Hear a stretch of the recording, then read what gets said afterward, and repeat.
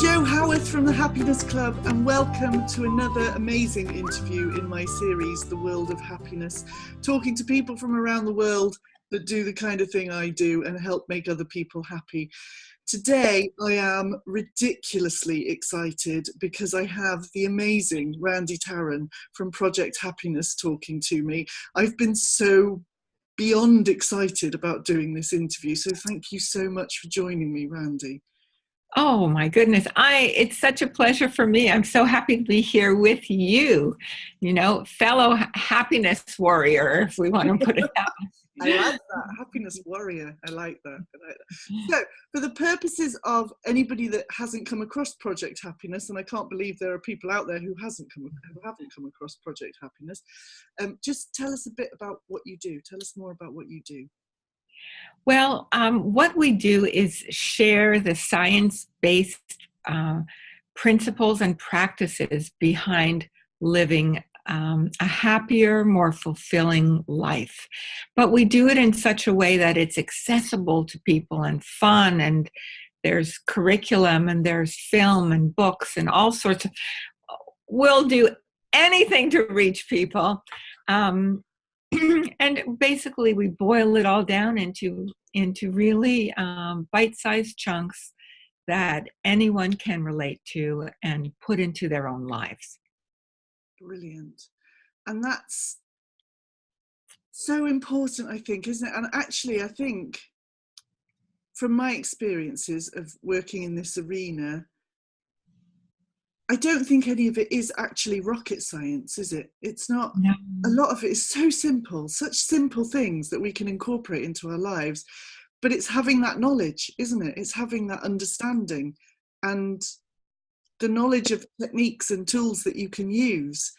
So to create an arena where it's easier for people to understand that is awesome. That's right. I often joke that it's something that your grandmother would have told you, right?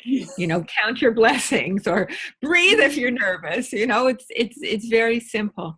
But the idea of making it into a practice is so powerful, because then we actually change our neural pathways in our brains, and it becomes our default.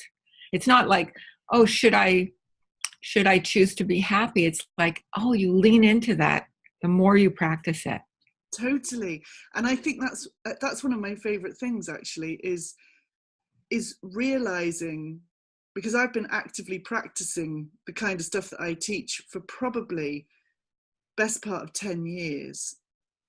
I've been teaching it for about half of that, but it still takes me by surprise sometimes now when something negative happens, something that I would have perceived as negative however many years ago, and my response is completely different now to how I would have been however many years ago.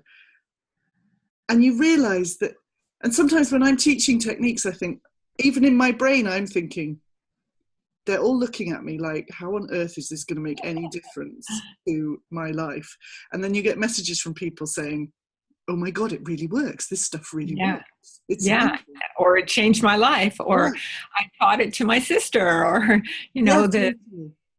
It's amazing, isn't it? So tell me why do you do what you do?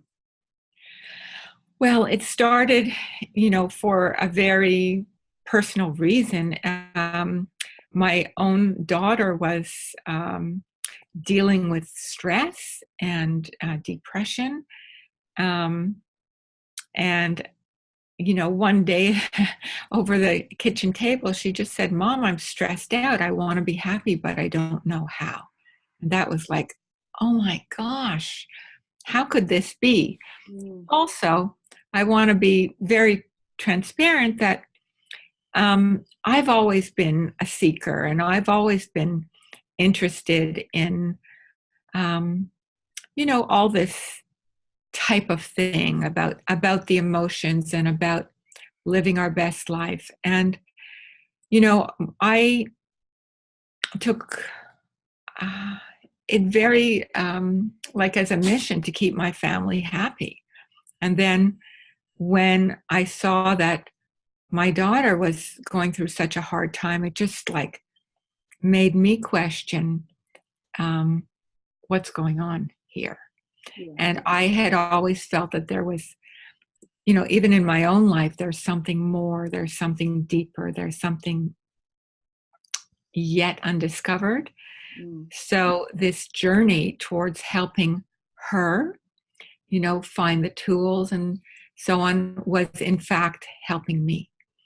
And what I've realized is that there's no age to this. This is for all of us. Yeah. So it's been quite,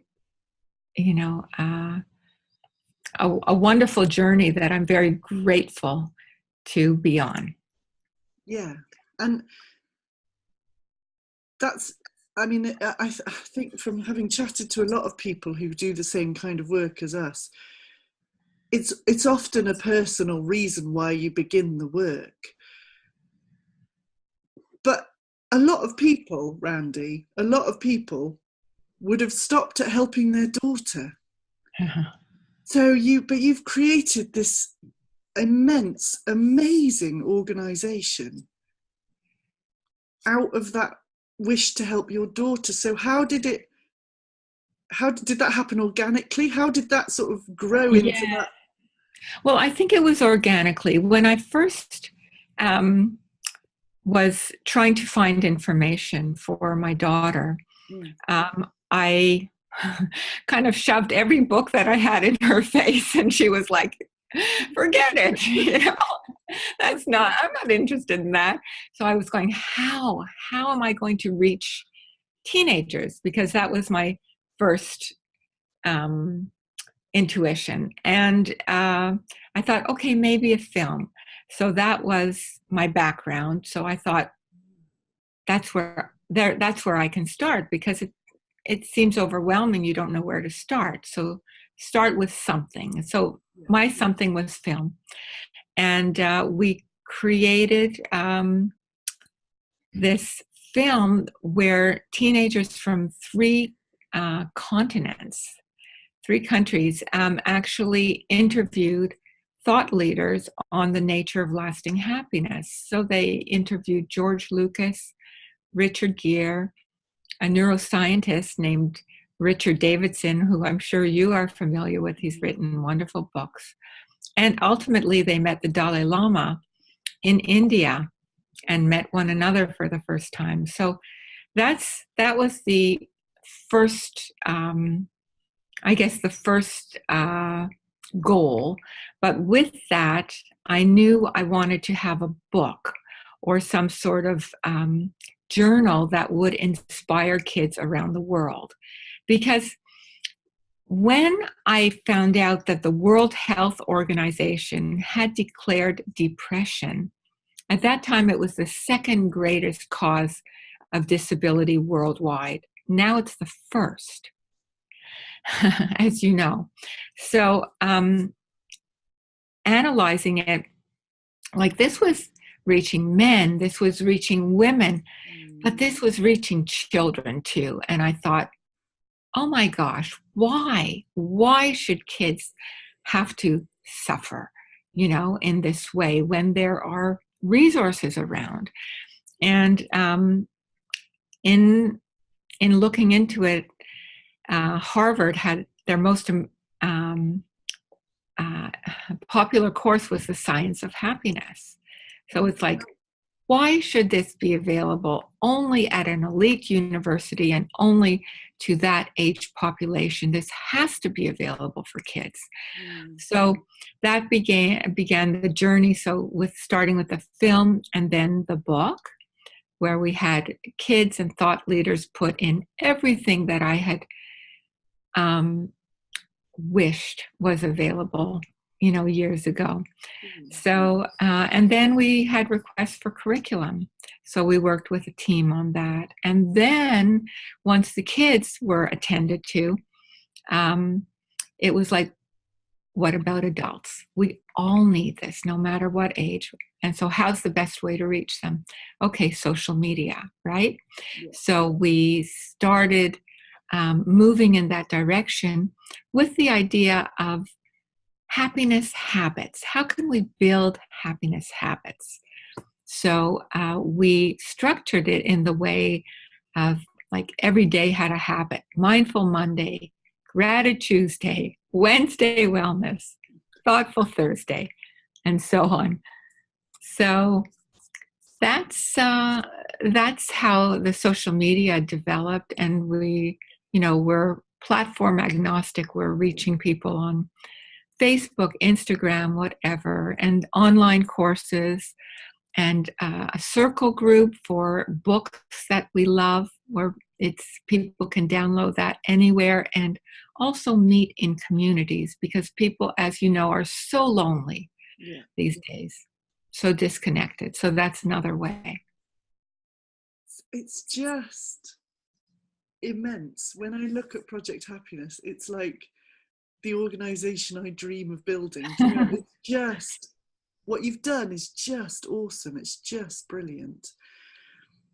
I've had wonderful people also to help me. I certainly don't have all those skill sets, so it's important to have good people. That's important, isn't it? Is to know what you're good at and bring people in to help with the other things that they're good at.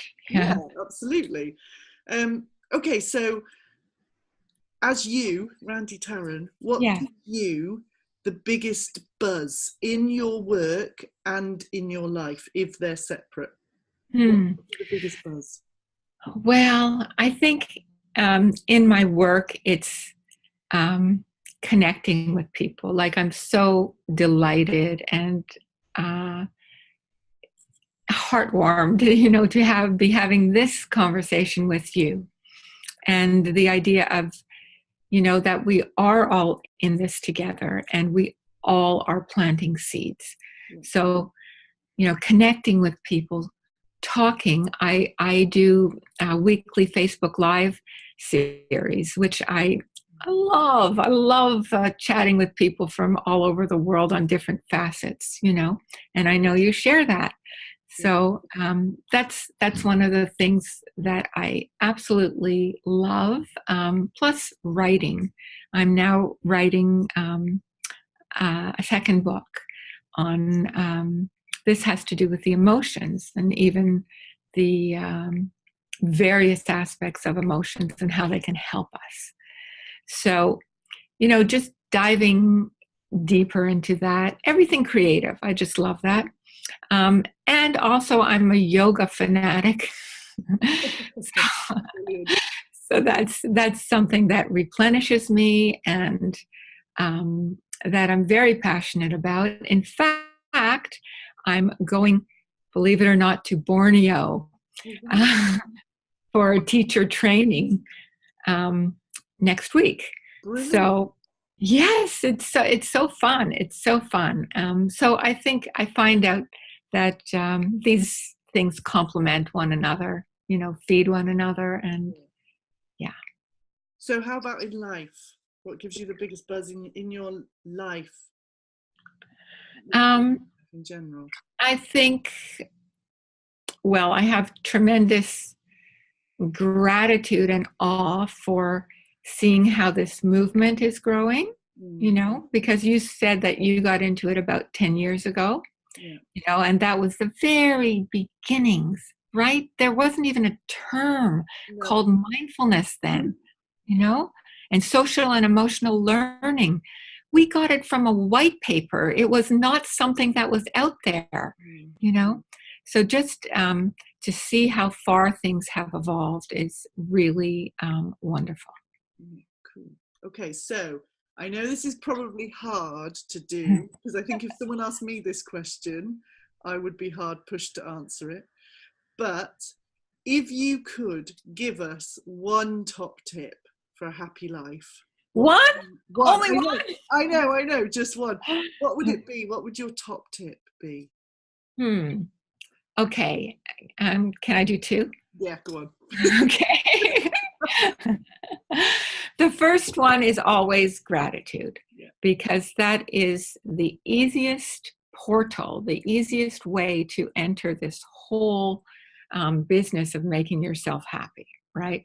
So it's, whether it's a gratitude journal or just mindfully noticing oh, it's not raining today, yay, or, whatever. That was a lovely cup of tea, whatever. I mean, that we all know that that's amazing. And then the second one has to do with self-compassion, because I think in this culture, in this society, no one is immune. I mean, with all the social media, it's created a culture of comparison. Yeah. And compare leads to despair. So don't do it, that kind of thing. Yeah. So I always say, soothe yourself rather than judge yourself. How would you speak to yourself as if you would a good friend? And that's such a beautiful tip, I think. It's one of the tips that I give the members of my happiness club on a regular basis, because it's just, again, like the gratitude thing, it's so simple, but oh man, do we find it hard, don't we? To be kind to ourselves. We can be kind to everybody around us, but not to ourselves. Well, we're wired to have this negativity bias, and it extends even to ourselves, as we know. So it's almost like shocking if we were to track how many times a day we give ourselves those negative messages. Absolutely. So that would be my number one tip: soothe instead of judge. Be your coach rather than your critic. Oh, I like that. That's good. Lovely. Thank you very much. Thank you. How do people find out more about Project Happiness? Where can they find you? What's the website? All of that. Sure. Well, the website is projecthappiness.org. We're a nonprofit.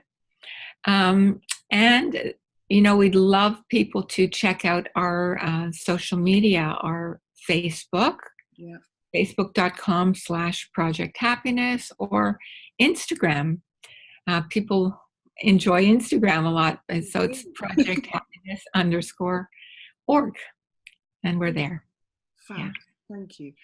Thank you so much for joining me, Randy. It's been my pleasure. A pleasure to speak to you and to meet you. Yes. At last. Thank you so much for joining me. If you want to find out more about Randy and her work and the amazing Project Happiness, then check out the website. It'll be at the end of this video again for you. So check it out, and thank you very much for joining us. Bye. My pleasure. Bye for now. Bye.